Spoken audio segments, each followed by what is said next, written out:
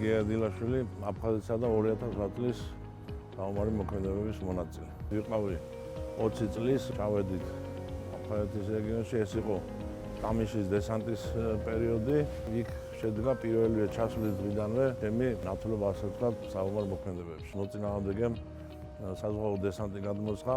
ერთ-ერთი ძლიერი შეტაკება მიიღო შავნაბადას ბატალიონმა. ჩვენ და საამაყოთ უნდა ითქვას, რომ ჩვენ პოზიციები არ დავიკარგია. ჩვენთან ერთად კიდევ სხვა ქვედანაყოფების გვირულმა თავგანწირვამ გმირ ბიჭებთან ერთად, რომლებმაც ყველაფერი გაიღეს იმისთვის, რომ ეს ბრძოლა ჩვენ და სასიკეთოდ დამთავრებულიყო. რაც შეეხება 2008 წლის აგვისტოს საომარ მოქმედებებს, ვიყავი მე-4 ბრიგადის დაზვერვის ასეულში. ჩვენი ქვედანაყოფი 52 ბატალიონთან ერთად ცხინვალის მისადგომებთან ვიყავით. ამ დროს სწორედ მოხდა ავიაციიდან დაბომბა, 26 კაცი დაიღუპა ამბი და დაახლოებით 170 დაიჭრა და მათ შორის მეც მძიმე დავიჭერი. ამჟამად გახლავთ ვეტერანების საქმეთა სახელმწიფო სამსახურის მონიტორინგისა და აუდიტის სამმართველოს უფროსი. ამ ომმა ძალიან ცუდი შედეგები მოგვცა, დაგვაკარგვინა ის შესანიშნავი რეგიონი, აფხაზეთის რეგიონი, მანამდე სამაჩაბლოს რეგიონი.